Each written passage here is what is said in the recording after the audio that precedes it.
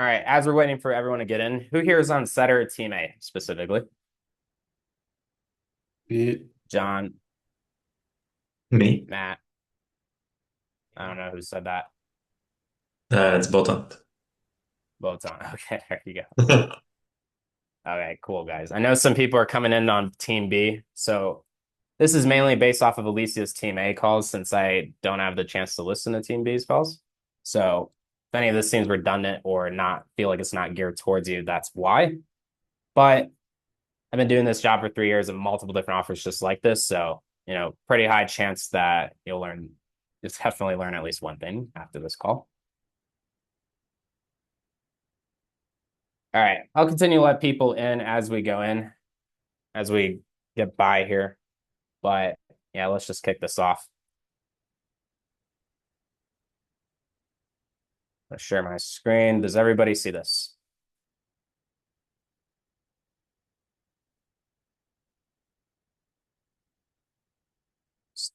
Type one. Yeah, Javita on recording.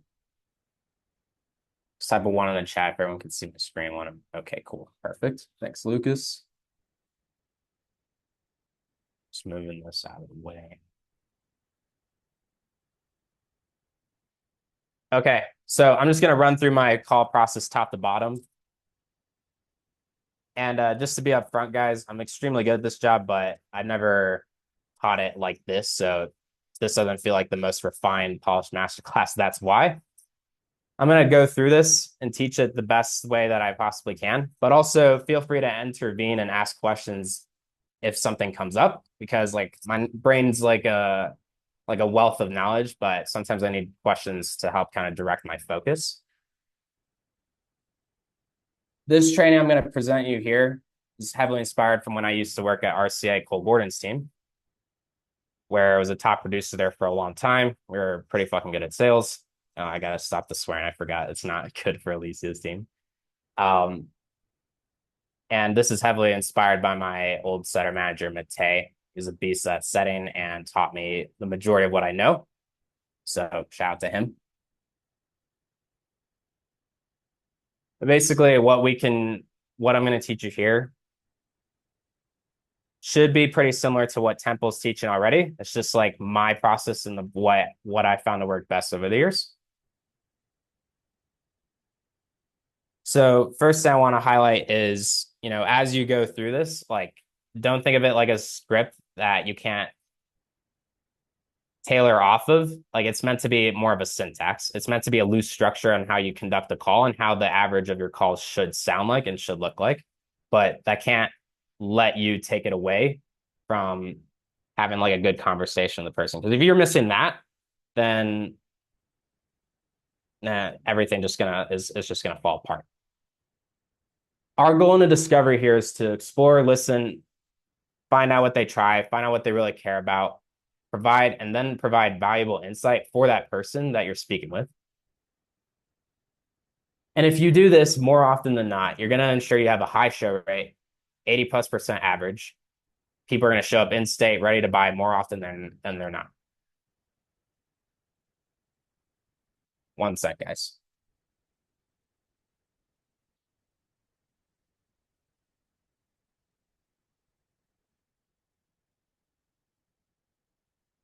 This is the general structure of how your calls will go. So typically you'll start off a call with like some type of intro. And guys, if you're hearing this and you're like, oh, this is basic sales shit after the calls I listened to, I think we're missing a lot of fundamentals. And like if you don't have fundamentals, then no matter how good your fancy stuff is, it's always going to fall flat.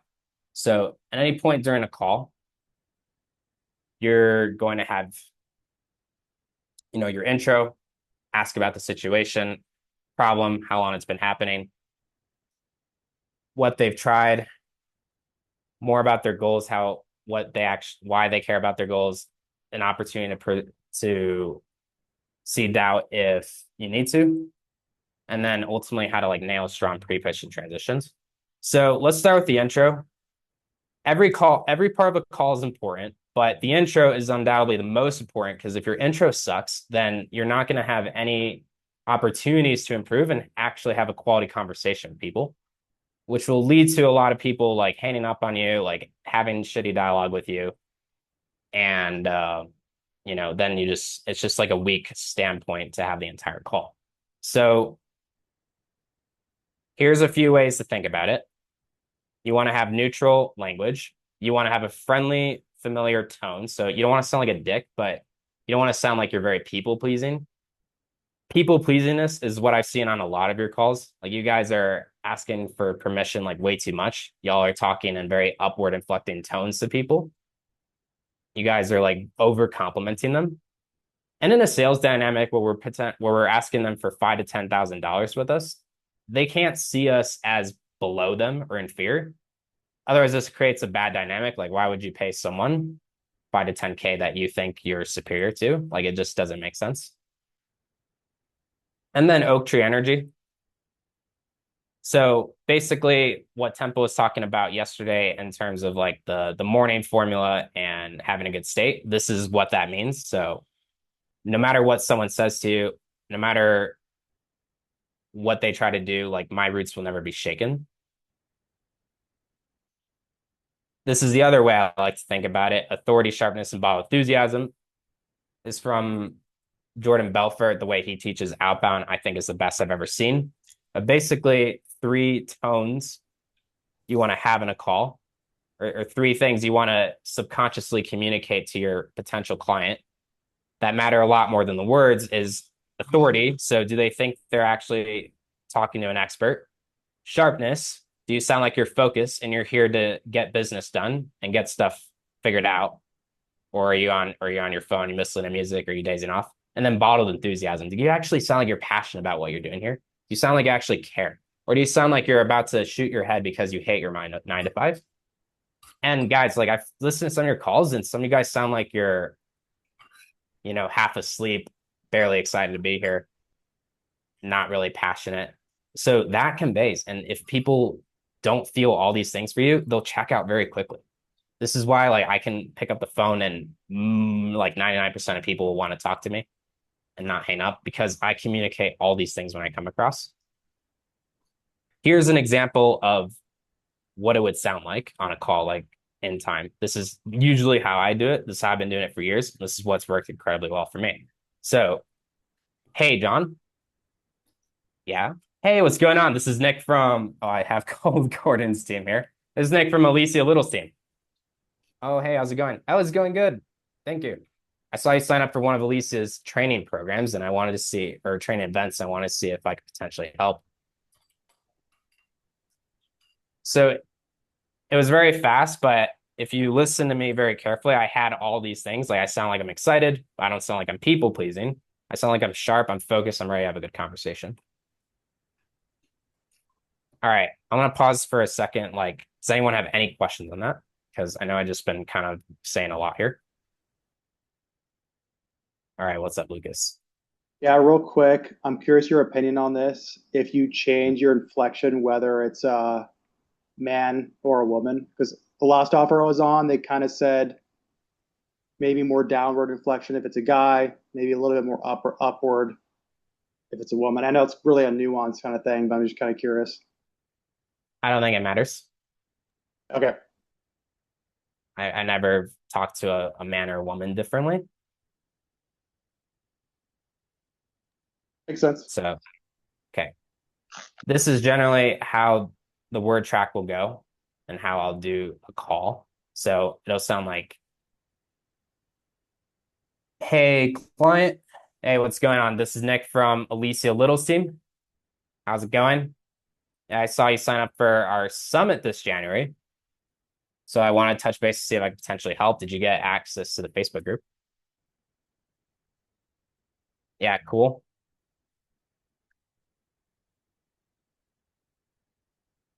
And you guys can just kind of read it right here. That's the other thing I wanted to touch on here too, is because we have so many people who are coming in at different points in our funnel. Like some people are coming in from the grant, some people are coming in with this funnel, some people are coming in the masterclass, some people already are in the program.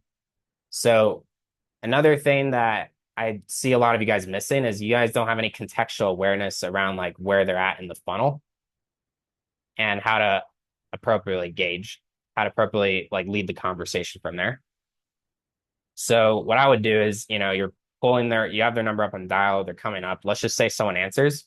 I would actually put that number into GHL and then look at the past history as so.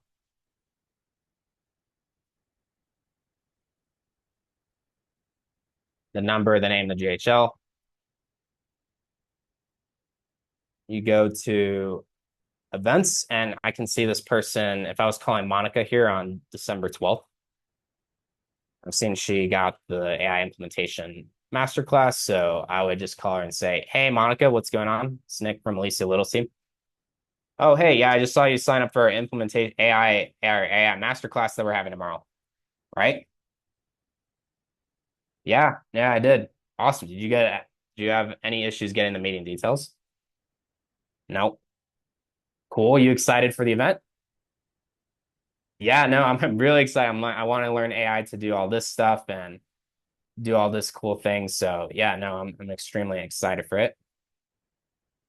What's up, Lucas?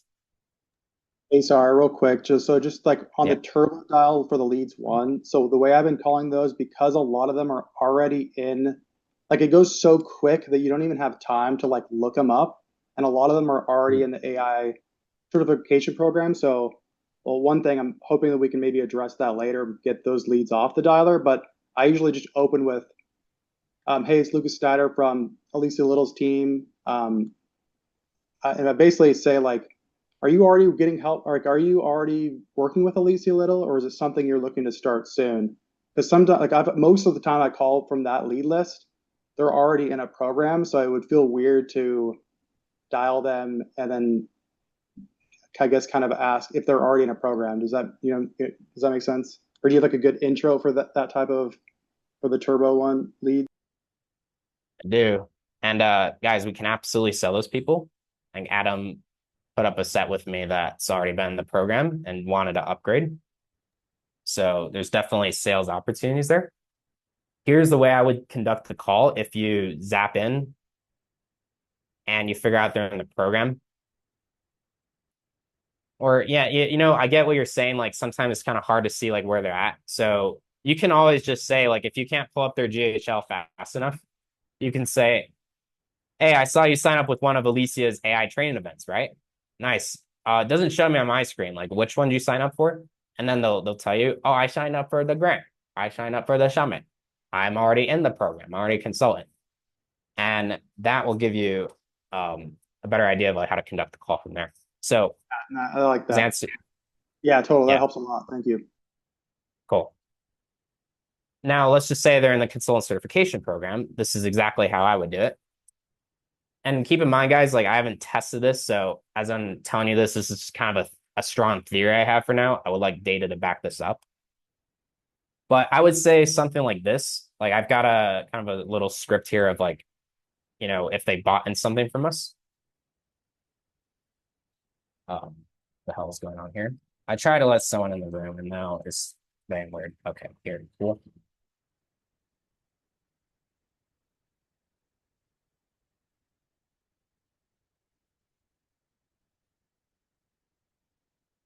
All right, where was I at? That's not it. Yeah, so I would say something like, "Yeah, you're in consultant certification program now. Right on. Like, how's it been going?" "Cool. How long you been in there for?" You don't even ask that. "How's it been going?" If they give you like, "Oh, it's been good." Nice. Like, what's been like the most impactful thing about it? Or like, what's been the biggest thing that's helped you with? Cool. Great. Well, since you've been in there for a while, I mean, you probably heard of our AI Power Circle Mastermind by now, right? Or no? Yeah. Okay, cool. Like, have you spoken with anyone on our team about that yet? No, I haven't. And then at this point, if they continue on the script, then I would just continue here as I write here. So what's held you back with rocking and rolling with us there? It is like our best level of support we can offer a student who's looking to master AI. And then here, guys, like they might give you the way I set up, like the reason I set up like this is I kind of want to know like what the real objection is like immediately, like as soon as possible. So you're not wasting a bunch of time talking to people that you shouldn't be spending time with. Because they could say something like this. You can kind of lead the conversation here. And they might say something like, oh, you know what? I actually was looking at that. I was very interested. Like, can you tell me more about that? Boom, solid. Someone with intent. Great person. I love to talk to that person as a closer. Or they can say something like, yeah, I know about it, but I'm still trying to get results in the program I have now. I haven't made money yet. Like, it's definitely something I want to upgrade to in the future, but I don't want to talk about it yet until I get results. So although people like that could be sold, that's not really, I mean, as a closer, if we're trying to sell someone another 10K and they haven't gotten the result from the 5K, that's a morally tough ground, right? So if I was a seller, I would just jump off if someone answered like that. If they said, oh, it's something I really want to do, but I have like no money. Okay, so they invested all the 5K to get into the current program. There's no possibility of a sale. Let's just move on. And that wouldn't just apply for like consultant people to Power Circle. You can also do that if they attended a summit before or they bought something else from us in the past. If you're calling like an older lead that's been following Alicia for a bit, you can say something like, you attended the summit, you got this book, right? How was it? Great, awesome. Since you've been following us for a bit, you've probably heard about the AI consultant certification program by now, right? No? Okay, cool. No? No, I haven't. Oh, man. Well, it is one of our like best support systems we can offer a student and could potentially make a ton of sense for you. Help me better understand like what you're actually trying to do with AI, more about your current situation, ultimately what your goal is to see, and we can see if that pathway could make sense for you. It's how I would do it if they just said no, if they said yes, which they likely will. Like guys, like most of the people who's been following Alicia knows what that program is. So this is why I choose to do it like this, because this will just kind of let us see like what the real objection is, like right off the bat, and see if there's actually an opportunity for an upsell here. And I'll leave it there for now, but does all that make sense? Anyone have any follow-up questions on that?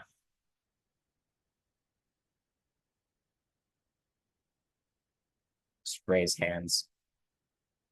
When we discover they don't have the funds or disqualified in some way, how do we wrap up the call in a way that's not awkward? Okay, so it's super easy. Let's just say, oh, I have not money. Awesome, man. Well, or no, don't say awesome, man. Just say, yeah, I wanted to do Power Circle, but I have no money. Or I want to do consultant certification, but I have no money. Then you can be like, all right, no, so stressed. You got everything you need to, get tremendous results with the certification program. So once it's due, it's time to upgrade. Just give us a holler and we'll get you a lot next level support. Until then, I would just continue to show up to the calls, keep utilizing everything we have, and you'll be completely fine. So, definitely assure them that they're in the right spot. That's how I would play it. Just join what I missed. Constantino's, you're gonna have to watch the replay. I can't fucking recant it. Glad Charlize that helped. Cool.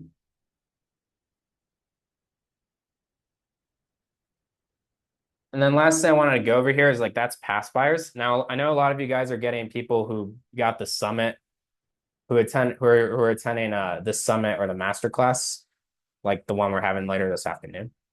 So this is how I would do it. Again, it's a theory. You guys can test to see if it works, but I've done something very similar like this on many other offers I've worked at, and it's worked tremendously well. So I pretty much take it like as a customer service support and get them hyped up, have them explain to me why they're excited, and then neatly set a frame on why I'm going to be asking more questions. One thing I want to highlight is the thing with frames is I've seen you guys kind of frame too early or frame kind of awkwardly, and frames are meant to be, how do I explain this? Like frames are more meant to be used if the person's like very like cold and doesn't know anything about us and is like gonna be confused as to why we're asking questions. You don't so much as need this frame if like they're very warm and engaged and been following Alicia for a while. You can just kind of like ask questions and they'll be reciprocative. So if somebody's like Like, hey, it's Nick's with Alicia's Little team. Hey, how's it going? Yeah, I signed up for the event. I want to learn more information. I don't know anything about you guys. Blah, blah, blah. All right, great. Well, event's going to be awesome. Come to it. It's going to show you how we crushed in 2025, what you need to focus on in 2026. As a bonus, we're actually offering a few more advanced, highly personalized ways of support to help clients hit their professional goals next year. Since these options are custom based on your background, current situation, and goals, we can explore if any of them make sense. And if they do, I'll be more than happy to connect you with the right people on our team to talk to you more about it. Sound good? Great. And then continue to discovery from there. If they open up a call and they're like, oh yeah, Alicia is great. I love her. Awesome. Great. Like, I'm glad you're coming to the summit. What are you trying to do with your business right now? Like, what's your main goal? Or that's if it was a goal syntax, or you could say like, what do you do for work right now? Or what's your business? Okay. So that's kind of intro. I kind of spent a lot of time on there, but the point I want to make, if really hammer home, is that the way you can do this is very different, but y'all need to raise your contextual awareness around like where they're coming into the funnel and then kind of like adjust your conversation based off of that. So you can save more time and client doesn't feel like confused on like why we're actually talking to them.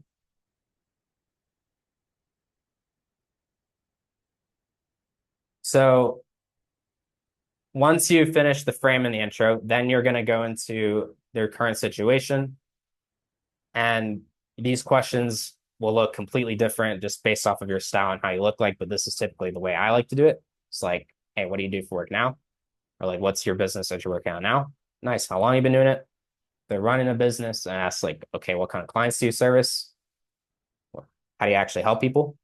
They're working a job. Then that leads into the problem. Here's some questions you could ask, although there's many different ways to do it. So problem, if they're like kind of a jobby or they're kind of like working a remote 9 to 5, something like that, I'll just be like, okay, so what is making you want to leave your job right now? Like what's going on? That's making you even want to be here in the first place. And usually most people will tell me all the information from that. Like why do you want to leave your job? When do you want to leave your job? Right. So basically, I'm not going into too much detail here, but you need to ask a series of problem questions to figure out like what the actual problem is. Like why we're actually here. And then clarifying and probing. Just to make this really simple, this is just about being like a genuinely curious person and holding space. So when you ask like, what's the problem? Like, oh, I don't like this job. Well, why don't you like this job? Oh, it's because of this. Why? But why is that a bad thing? No? What do you mean? Can you elaborate on that? Tell me more about this. How long have you been feeling this way for?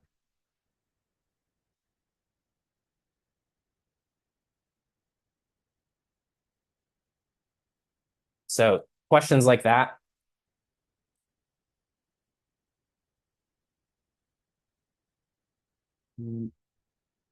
Towards the end of problems. Oh, yes, go ahead, Eric. Yes, when it comes to, understanding the problem, when do you know when it's time to stop and asking like for probing questions and then go like for the other questions to, set the call? It's a great question. So it's when you know when it's time to stop when you have enough to where like, you ask them for 10K. This is just discovery in general. Like it's time to stop when you ask them for 10K and there's really nothing they can say to you that is going to make that seem like a ridiculous ask. So, for example, I had someone tell me he was a heart surgeon or he was a doctor and, he's been working this job for years. He hates it. And if he continues like this, that he'll actually have a heart attack. He sees himself having a heart attack in 3 years. So when I ask him for 10K and I'm asking him for this crazy commitment on one call, it's going to be like, I have the ultimate leverage that I need. Like, to like, push him to inspire him to move forward, like on a one call. So that's like the point I'm talking about. Like it needs to be enough to where like it's very obvious that that a change needs to happen. Does that answer your question? Right. Okay, okay. I get it. I get it. So okay, so it would be more like, okay, you find the problem, then how long have you had this problem for, right? Yeah. And why do you want to change it now? Yeah, like what a one you can ask like why is this important? Why is it more a part of you now than before? What changed Hmm. recently? Like it seemed like you've been doing this for years and you started looking at solutions a few months ago. Like what changed recently that's making this more a priority now? What was like the Hmm. nail like after working this job for so many years, like why do you like what was that nail on the head? Like what was that like fork on the road moment that made you like Right. decide that enough was enough? Okay. That's also builds urgency, so that's really good. Yeah. I saw Constantinos was raising your hand. What did you have? Yeah, something to add to what you just mentioned in regards to how deep you need to go, especially if you guys want to increase your show rate as well. You guys want to have at least a pain point. You need to get a pain point like from the prospect. It doesn't have to be too deep. You should leave that to the closer, but it has to be deep enough so that they have something to remember to show up to the call. Yeah. So Yeah, exactly. never be afraid of asking those like probing questions to get like something out of them. So they have that reason to show up. Also, I wanted to add something real quick. So like, and this is really going to determine like if you actually have a qualified lead that you're talking to that can gain value from what we're actually providing, and you're unable to set them, that's really most of the time on you. So your pickup to set rate is something that you also have to look at. And what really determines that is leadership on your guys' calls. So you guys right now from the calls that I've been hearing from you guys is just like a very like just extreme lack of leadership. So you guys are probably losing a lot of qualified prospects that would be sold. So just to add that. Yes, to add on to that point, just to make it simple for y'all and don't feel like you're overwhelmed, you'll that won't be an issue if you do this part here correctly. Like if you do this part here correctly, that won't be a problem. Anyways, I already spent a bunch of time talking about that. If you need to refresh or watch the recording. And also to Constantina's point, yes, I guess you don't need the leverage to like close and ask for 10K, but you definitely need enough like of a strong reason to where they're gonna remember, they're gonna definitely want to show. And like you pitching the next call is pretty obvious. What I hear a lot on a lot of other on your calls right now is like it's very surface level, like, oh yeah, I want to make any money with my AI with my business. I would love to make, $1 million a year. And it's very, very, very surface level vague stuff that these people clearly are just telling you to just tell you. So even the deeper point of discovery is just to find that thing they really care about that makes it obvious to pitch the next call. If I get someone with discovery, it's just that. Now, something I also wanted to share with y'all, again, it's theory, it's not tested, it's not proven yet, but I think it's pretty good. Is I've listened to a lot of these business owners who are like, oh, I want to make more money. I want to learn to grow my business with AI. But then, that's pretty much all you're getting out of them. So if you ask them their goals and their problems and, they're not opening up or not doing anything like that, here's some other questions you could ask them that kind of helps start to like open their mind to the possibilities of like how they can use AI better. So, for example, like what part of your business eats up more time than it should right now? You could do this in the problem section of the call, by the way. What part of their business eats more time than it should? If that disappeared tomorrow, if like you solve that, what would you actually spend your time on instead? How many hours a week do you think you're spending on this? What would that actually mean for you? To see, like, if I got someone to say, like, hey, I'm spending like 20 hours a week doing this and it's a complete waste of time and I don't know how to do it and I don't know how to solve it, it's like, oh, like there's an AI tool that you can use that will that will pretty much save you 90% of your time there. No, I didn't know that. Right. So, I mean, if you had something like that set up, what would that mean for you as a business? Oh, that would mean this, this, and this. Great. What do you think is going to keep costing you if you keep not having that? It's more of a consequence that might be a better question for closers, but just some ways on how you can get their mind to think like, oh, wow, like, how is this AI? Like, yeah, because everyone's like, oh, yeah, I obviously need to know AI to make money, but a lot of people probably have never thought about it like this. If you ask these questions, and keep in mind, don't ask all these questions. They're meant to be used as like arrows in a quiver. It's very contextual depending on like the call and the person you're speaking with. But if you start to get their mind to open up to this, then then they're going to come on the closer call with a lot more urgency and a lot more, of a feeling of urgency to like want to actually do something. Which makes it a lot easier for us to tie them down and actually close them on that first call. All right, so moving on. Problems, let's clarify and probe. So after you've done all that, there needs to be a section of this call where you ask them like what they've tried or looked into. You have to ask them like what have they done about trying to solve this problem. So let's just say like, okay, yeah, I've been feeling this way. Great. For 3 months, I want to leave my job. Okay, so what have you tried so far? Besides talking to us, like what have you looked into? Nothing. Why? If they say nothing, very good leverage for the closers. Like we know what kind of conversation we're rolling into.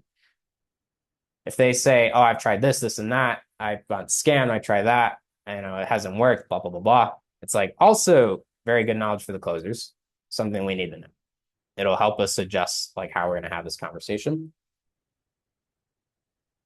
So you want to get a general sense of what they've tried, what they've done, how this also shows us how serious they are. I use this as an indicator of intent a lot of times. So if somebody says they've tried nothing and they're apathetic about it and they don't seem to care, in my mind, I'll still set them to closer, but I'll just keep in my mind that I'll hedge my bets on someone else because they haven't shown, because even though they're saying things, they haven't really shown they're the kind of person that cares versus the other person who has tried a lot of stuff. The biggest objection for us as a closer isn't going to be like them taking action or anything like that. We just need to rebuild trust, but that's already like a really good person, in my opinion. If they've actually tried stuff, they care about it. You can also use this as a financial qualifying opportunity. So let's just say, like, yeah, I looked into this AI certification program. Did you do it? No. How come? Oh, it's just a lot of money. Oh man, you couldn't come up with the money, or you didn't think it was worth the money? No, I couldn't come up with it. Oh, okay. How much was it? It was like $2,000. Oh yeah. So if you're selling like in our instance, we're selling like a 5K program, it's still possible for them to buy because there's other ways we can get them financed and stuff. But it gives us an indication of their level of financial qualifying intent of capability.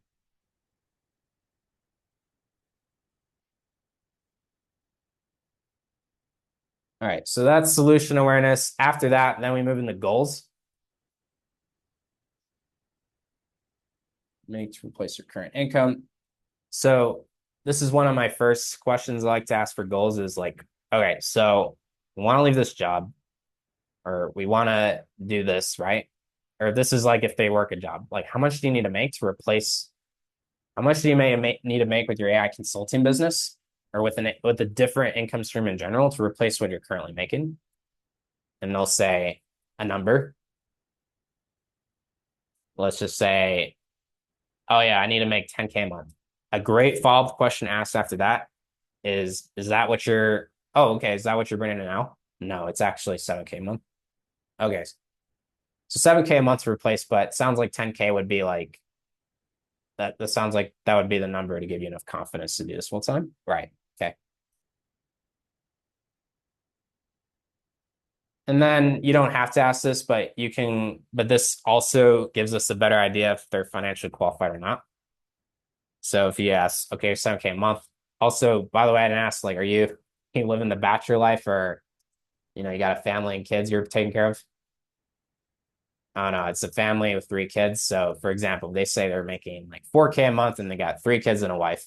You know, closable, but that's definitely going to that's a lower likelihood of a financial qualified person versus if they say like, yeah, I make like 10K a month, I'm on my own. They could spend their money on dumb stuff, but I would say more likely than not, that person definitely has money. And then the next thing I would ask is that's kind of like level 1 goal of like the goals you want to know on a setter call. Then there's level 2 goal, or really like the ultimate one. Because a lot of people will tell you things like, oh, I want to make more money, I want to travel, and all these frivolous things that are important, but don't actually mean much in the grand scheme of things. A very powerful thing you can do as a setter or a closer is get very clear on like what they actually care about, what the end thing they're ultimately striving for is. So a good question I like to ask to bypass all the frivolous stuff and to just make it very simple is like, okay, so 6 months goes by, you're making 10K a month as an AI consultant, you're able to quit your job and you've done that. What's next? What's the bigger vision? What's the ultimate goal? What's the means to ends of all this? Like, what really matters most to you at the end of the day? What do you really care about? I asked like 6 questions. You don't obviously ask all of that. You just need to ask like 1, 2, just one. But the point here is to find the thing that they really care about the most. This is like what's going to make them feel in their heart that, hey, even though it was never said verbally, this is what they feel is like, okay, I told this guy this. I think that this program will help me do that. Therefore, resulting in a pretty high show rate and then a higher close rate. And then once you figure out, okay, this is the goal, like I want to retire my family, I want to do this. Okay, man. I know a lot of people who make tons of money and they're pretty selfish with everything and kind of leave their family high and dry. Like, why is that important for you personally? Someone says, I want to leave a legacy for my kids. It's like, dude, that's great. Honestly, like my mom, I definitely know that's not her goal. So I don't want to assume, but why is that your goal personally?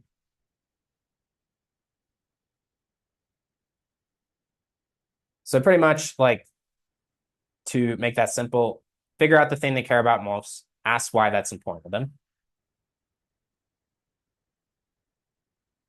Any questions so far?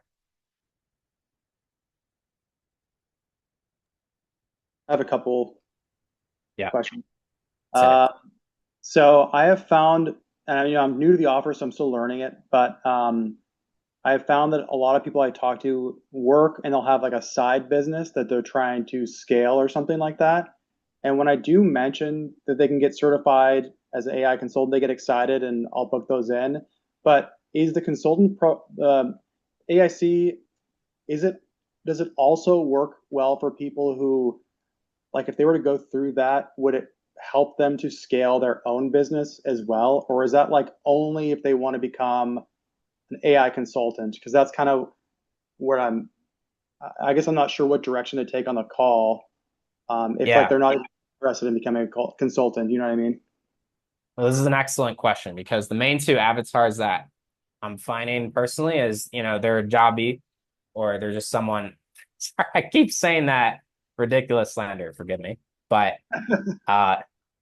there's someone who works a 9 to 5 job that wants to be an AI, that needs a new opportunity. So AI consultant, right? Makes sense. Or they're a business owner that wants to learn AI. Either way, the AI consultant certification or AI power mastermind are excellent fits. I'll default. I mean, the other closers may differ in their opinion on this, but for me, like I'm just kind of defaulting to the CERT program because that's what we're heavily marketed on. That's where there's a ton of information on that. Alicia talks about all the time, and Power Circle is just like not a lot. So I've just been kind of defaulting to that as the main selling point. And Mom, what you got? Hey, sorry, I'm not Hey, just home right now. Um, But yeah, no, actually, to that same thing, I always tell the leads because to be a consultant, you have to consult businesses. So why not consult yourself, your own business? And then if you decide you want to be a consultant later on, you can. But like in the program, they get all the tools to help build their own businesses, you know, if that helps out. Exactly. That is exactly the way I frame it.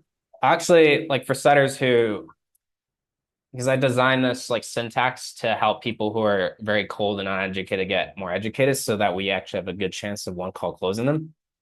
Ideally, like, during the event and when the leads are popping off, people will kind of already have sold themselves into this, so we don't have to do it as hard.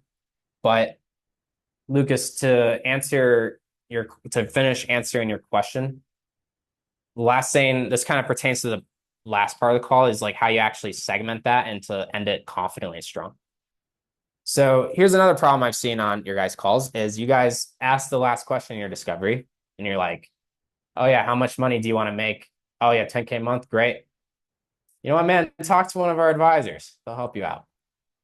Maybe it didn't sound exactly like that, but guys, it's pretty much like what I'm hearing is like you guys are just like, yeah, let me connect you with one of my advisors and they'll help you out and take care of all your problems. Like that is a very, very, very weak like stage to set. Like guys, like you're ultimately setting the stage for us. If that's how you set the stage, they're gonna come onto our call wondering like, oh yeah, I just talked to that guy and he was like, I should talk to you. About what? I don't know. That's what we're here to figure out. It's like, oh my goodness. So pretty tough. Not saying that we can't deal with it, but if you actually want to have a higher show rate, have a higher set to close rate, if you set like that, you're gonna get dog shit results, I promise you. So I'm gonna teach you how to do it better. So after you've done everything, you're about to do pre-pitch, pre-transition.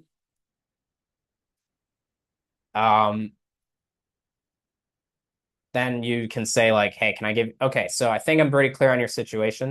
Is there anything else important we might have missed? That'd be helpful for us to know. No? Cool. Can I share some thoughts? So the framework, I'm going to give you some specific scripts depending on like which avatar we're dealing with. But the framework is, give them kudos to what they're doing well on. Tell them like what's holding them back from keeping their goals. Give some genuine advice. Like your job as setters is not just to ask them a bunch of questions and direct them the next call. The distinction between a okay setter and a great setter is they'll actually still be like a mini advisor even on a setter call and actually give them good, genuine, valuable feedback. So you do that. You explain a little bit about why AI consulting certification program and our opportunity specifically is going to be tremendously helpful, have a high chance of helping them. And then, yeah, pretty much just set the stage for the closer. So let me walk you through some scripts I came up with. Again, it's theory, it's not tested. I think it'll work, but I ultimately need your guys' support to see if this will work in practice or not. Do you have access to this document? Yes, I can share it. Totally share this. So this is for a 9-to-5er who hates their job. And keep in mind, like the advice you give can be extremely custom depending on what you guys talked about. So I just kind of created these as like a cop out. Like if you talk to the person and you're like, I don't know what advice to give this guy, you can say these and this will work for most people. This is kind of like your cop out. But really the best advice will be kind of good advice you can give personally. So this is a good example for someone who works a 9-to-5 job and they hate it. So you could say something like, hey, I can tell you're the kind of person who works their butt off. You're working 80 hours a week. You're hustling for your kids. You're working like 2 jobs. So it's very clear to me, like when you have the path laid out in front of you, there's nothing that can get in your way. But the issue is you have these amazing qualities, but you're putting that into a vehicle that's never going to get you to your true goal. Like you're never going to make 15K a month being a certified nurse assistant. And the real problem is we don't have, and the bigger problem is we don't have a clear game plan to get out of that yet. And then they'll agree like, yeah, 100%. That's right. So you're kind of leading them. You're kind of like putting it all back out there, like reminding them like what this call's been about. And then you kind of lead into pitching us a little, like subtly. So there are thousands of ways you can make money with AI and money online in general. But the problem is, like Alicia says, real income comes from being an expert at something, not trying 10 different things at once. And this is actually true, by the way. I don't know if Alicia said this, but if you actually, but true mastery in anything, like being well paid in anything comes at being a true expert at one thing, not everything. That's why we're all here, like trying to get good at sales, right? So you get really good at sales, and we'll make a lot of money and yada yada. And then one of the highest demand paths in 2026 is going to be becoming a certified AI consultant. You've probably noticed, but there's a severe lack of knowledge on how to actually use AI in business. And a lot of people are still operating the same way they were years ago. It's costing them tens of thousands, even in some cases, hundreds of thousands of dollars. And the truth is, like with the right questions, with the right guidance, none of this is complicated or mind-blowing. It just hasn't been taught well. But this is where the opportunity is. Companies are investing tens of thousands of dollars for the right person to come into their business, give guidance on how to effectively use these AI tools. This is why we created our AI consultant certification program, to empower everyday individuals such as yourself to learn how to use these AI tools and strategies far better than the average business owner does right now. And therefore, giving you the potential to make upwards of 20 to 80K a month, helping companies with this severe issue they have. And if that sounds intimidating, it's not, trust me. Like, it's the same principle as when someone goes to trade school to become an electrician, for example. They knew nothing about the craft before. They walked in, 3 months later, they can confidently walk into any building and fix the electric problems going on. Same exact thing that we help with people here. Only difference is it's in a far more lucrative industry, with much bigger need right now. Following with me on all that. So I only do this because I don't want them to get on the closer call and be like, what's an AI consultant? What's the program? What's any of that? Because you're doing some pre-framing here and preeminence. So you're going to get them excited on that. So you had an amazing discovery with them. You laid out the problem. They need to make a change. And then you give them this path clear to walk on.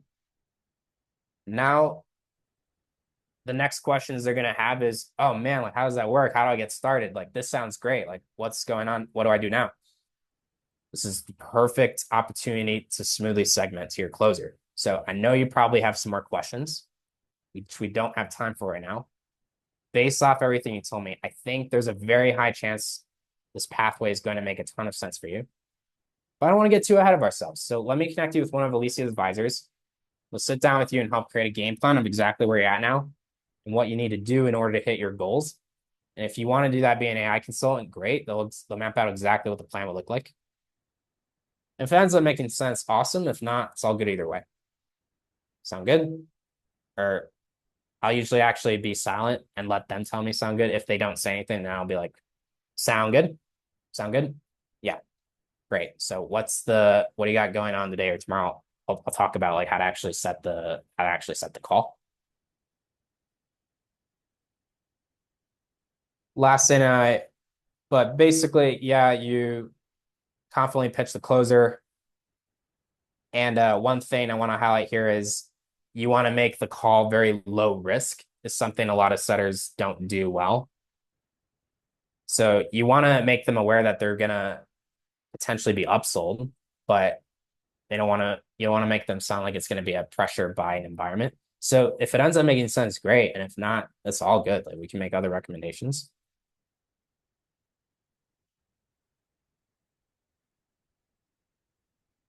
Okay. Yeah. Let's go on to Lucas. Yeah, so I know this doesn't happen a lot, but it's every now and then you'll get someone who just straight up asks like, "Oh, so what's the price?" And I don't want to like lie, but obviously I know that you can kind of maybe scare someone off if you're just like, "Yeah, it's 5,000," like, So I guess how would you handle that if you get to that point, they're like, "Well, how much is this going to cost?" Like, how would you kind of go about handling that? It's incredibly easy. So all you have to say is, "Great question." It's completely custom based off of what you and Alicia's advisors go over with you on that call. Exactly. Because we actually have because within our certification program, we have a few different levels of support. So it's completely customized based on you, and they'll be able to map that out on the next call. Perfect. Nice. Okay, thanks. Yeah, you just want to redirect it. Ideally, you don't want to share it unless it sounds like they're living under a bridge. In which case, we would have figured that out way earlier and probably not even gotten to this point of the call. Yeah. But that's how I would handle it. You definitely want to tell, like, the people you don't want to tell are the people who you could buy it, who the people are like, yeah, they could buy it, but they're going to be sure as hell scared to buy it. All right, Eric. No, you're so sure that they're extremely financially qualified then. You would have figured that out within the call. So Sorry. I was say sometimes you get people who like don't have jobs, and then you can kind of, or that's what I've had, and then I just go hard on them, like, I'll find out. Or, sorry, anyway. yeah, that's the thing, guys. Like, I mean, if we hear like very bad financial red flags earlier in the call, like, yeah, I've been unemployed for 6 months and living on disability checks, Social Security, something like that. Yeah, you probably want to get off the phone with them. But just for the hell of swinging the bat, you could just say, okay, great. Well, there's several different ways you can work with Alicia. The best way, like our most like what people tend to want to work with us the most in their AI consultant program. It is going to be an investment of upwards of 5K. Like, even if everything made 100% sense and you're completely on board with everything, I mean, is that within the realm of possibility right now? Or would that be doable? Or would that be something like down the road? And they'll probably tell you, yeah, so I make like $300 or $800 a month, man. Check to check. There's just no fucking way. And I have no credit either. So you get off the phone with that person. Like, we can't close that guy either. So you don't have to talk to a person like that any longer. But Eric, does that answer your question? Definitely, definitely. Because here's the thing, most of the time I see that most people have like having businesses and make like at least upwards to $50,000 per month. So I don't even try to ask much about qualifying questions, right? But when it comes to those people who are being a little bit more, evasive with their income, then I start to say a little bit more about the price. So do you have like $5,000 like set aside to invest? More like something like that. That's normally what I like to do when it comes to the people who are a little bit more evasive. I'm not sure if that's a good idea or not. What do you mean by evasive? Like, if you think there's a high chance they're broke based off of all the context clues, sure, but sometimes people just don't trust you and are not telling you everything. Yeah, that happened. That happened like once, and I got like hanged up on the call, to be honest. Yeah, that's probably like, I mean, in the series of what you missed, you probably missed somewhere in the beginning, or the questions you were asking weren't hitting the right way, and then they got frustrated and then they wanted to bounce and they weren't opening up, is what I'm Yeah. gonna guess happened there. But yeah, I mean, Yeah, like, probably. if they're, but yeah, I mean, obviously all that is very contextual per person. Last thing I wanted to go over, guys, is like, that's like kind of the pre-pitch for 9 to 5er. This is like what I would do with a business owner, which honestly I think is going to be a much better fits for this offer. Like, these guys actually have money, so we want to get good at selling these people, not necessarily jobbies as much. So this is how I would do it. Again, theory need to be tested, but also like the advice you give could be very custom depending on who you're talking to, but this is kind of like your fallback if you're just like, oh man, I don't know what to talk about here. So based off everything we talked about, it's clear that you have big goals, like you want to accomplish big things. I need to move this in. You have big goals, you have a bigger vision for yourself, you want to do with your business. But the problem is, like, a lot of your time is still going into things that don't really scale, that are inefficient. And like you said, like, you don't really understand AI and how it works and how it can be applied to your business right now. I think that gap is likely costing you serious money every single year. And at the moment, then the bigger problem is like there's no clear game plan to fix it. this is something we constantly see with business owners every day. So that's exactly why we created this AI consultant certification program. Not just to teach basic AI tools and strategies, but it's more about like learning AI at the deepest level to remove low value thinking and execution activities so you can focus on decisions that actually help your business grow. The advantage for you, like the beautiful thing for you, is you found us before hiring someone else to do this for you, which would have costed you way more. Which means you can learn directly from the source and actually understand how these systems work, so your business is set up to thrive going into 2026 and beyond. And just to be clear, while some people do become AI consultants, earn significant income helping other businesses, that's completely optional.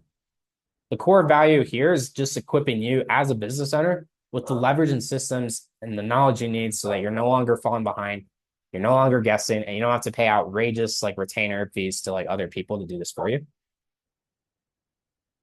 So all that makes sense. And then same as before, lead it to the closer then, same way as before. Actually, I changed the word just a little bit. But yeah, that's basically my process top to bottom on a call. There might have been some stuff I missed, but that's generally how I'd run a call. And if you run your calls like that, then you'll be in an incredibly good spot. I'm going to tell you that it will, like the average of your calls sound like they're like 9 to 10 minutes right now. So leadership might have different opinions about this, but in my personal experience, like I think calls are pretty good when you're in the 15 to 20 minute range. And then over that, then you might probably are doing too much. But if you can hit all these points in a call, obviously someone's going to have a much higher chance of showing up. And it's just going to be a much, much more doable one call close for us closers versus them showing up on the call and being like having no clarity around their problems, their goals. They haven't thought about this stuff at all. They haven't watched any videos. They haven't done anything like that. And it's just kind of an uphill battle. Oh yeah, I forgot to talk about actually setting the stage. This is also important. Really quick, so let me pull this back up. Now we're running low on time, so let's try to wrap this up quick. Yeah, I don't have anything written out for this. I'm going to do this free ball. But when you set the stage for the call, like this is the way I like to do it. So you say to them, "Oh, sound good? Great. Great. What do you have going on today? Later tomorrow or tomorrow?" You want to set within the same day if possible. Same day if they're like really warm and they know about us, but if they're cold, I would give them a day to wash some resources, set them the next day. So what do you got going on tomorrow? Oh, I'm working here and I'm doing this. But the reason I ask, what do you have going on, is if you just ask them some times or list them some times, they're going to forget that they were doing something. So you can use this knowledge strategically to give them a time where they're very unlikely to no-show. For example, oh, I'm working tomorrow. Oh, when do you work? From like 12 to 5. I'm going to set that person before 12 because that's probably the highest chance of the show and they'll be in the clearest state of mind. That's just one example of how we do it. Then when you set the time, I always like to ask, like, what time is it for them? Not like what time zone they're at, because people sometimes don't know that stuff. So, okay, and what time is it for you right now? Oh, it's 3 o'clock. Okay, yeah, so you're in Eastern, same as me. Great. So tomorrow, what's the best possible time for you? You can give them, and I give them like, just ask them like, what is the best time for you, or that you could do the call? Or, actually, guys, that's not making sense. You ask them what's going on, you're doing this. I got work tomorrow. Cool. At 12. Great. Can you do 10 o'clock or 11 or 9? Yeah, I can do 9. That's perfect. Okay, great. And when you're setting the call, it's very important to listen in on how they're telling you that. Because if they're saying, yeah, let's shoot for 9. Oh, yeah, let's try 9.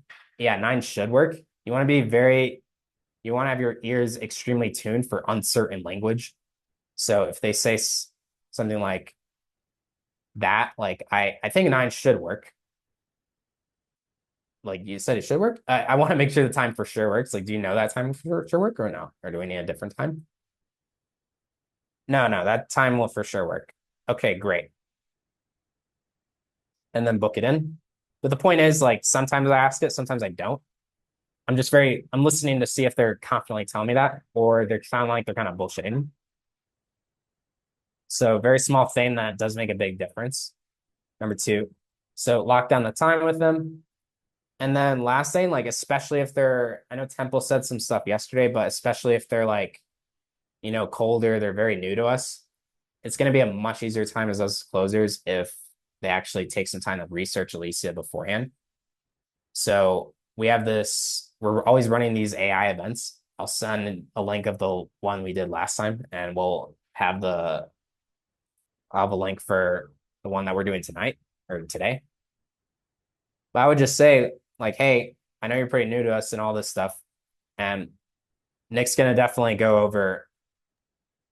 wrap up everything on the call. But to really help you guys prepare, I'm going to send you over this quick 30-45 minute video from Alicia, which actually goes over a lot of like who we are, what we're about, and will really help you guys prepare for the call. Like, will you watch that? And can you watch that before you meet with them to make sure you guys are all set?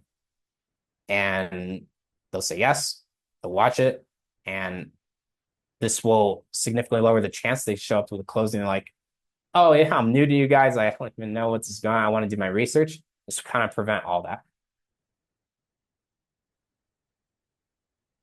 So that's wrapping up a call. Just make sure the time 100% works. Say it with 100% conviction. And then like making sure like they can show up in a quiet spot on Zoom. So yeah. What's the best time where you can show up on Zoom with no distractions or anything like that? Be in front of a computer.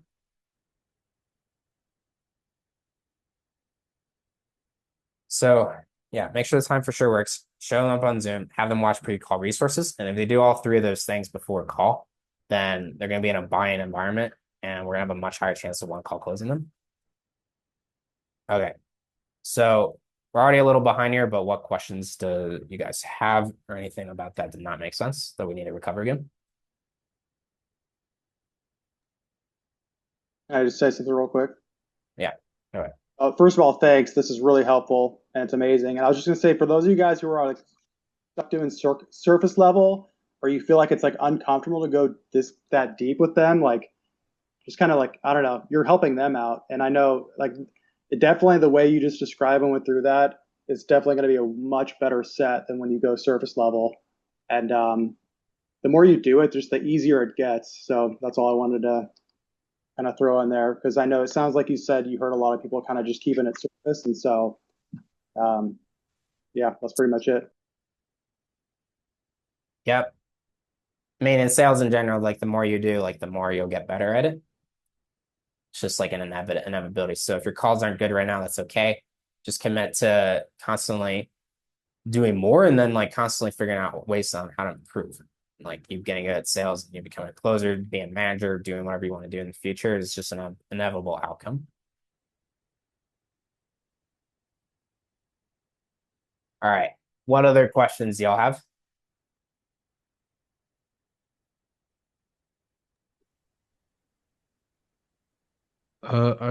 Can you like send that to us, like the thing that you just read, please?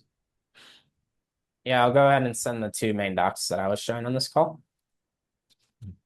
Oh yeah, and if you have, I mean, if you happen to have any recordings of your own sets, like even if it's on a different offer, I don't know if you do, but having that as a reference to listen to like a really solid setting call would be like, it'd be really nice. Yeah, so not on this offer, obviously, but on Remote Closing Academy, I do have a couple calls from when I did 15 sales in a week. The same month I did 38 units. I do have a couple of those calls. So yeah, I'll drop them in the channel if any of y'all want to listen.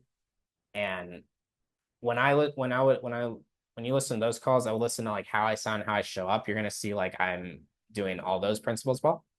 And then how I'm like kind of leading the person through the call.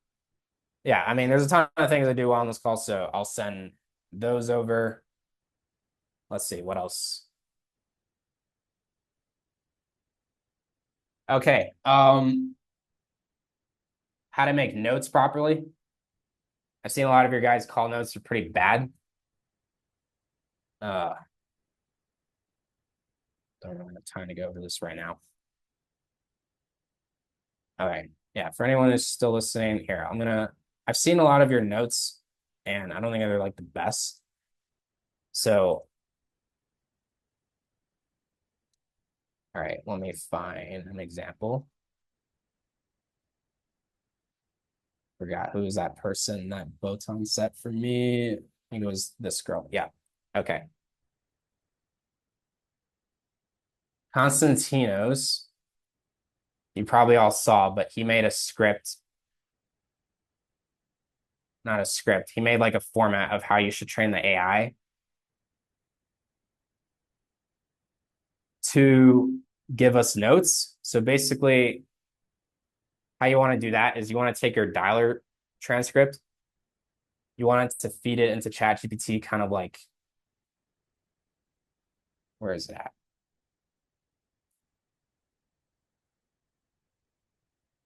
Yeah, I don't have a fucking good example right now.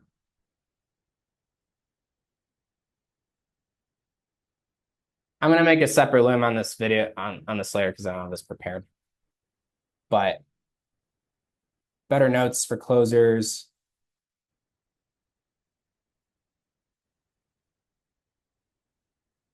Properly trained. Off.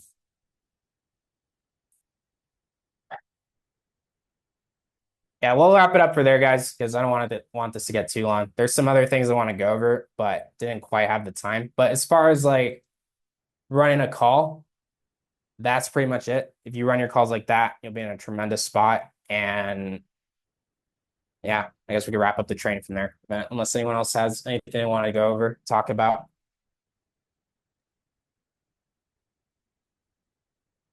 We should do this like once every 2 weeks or something.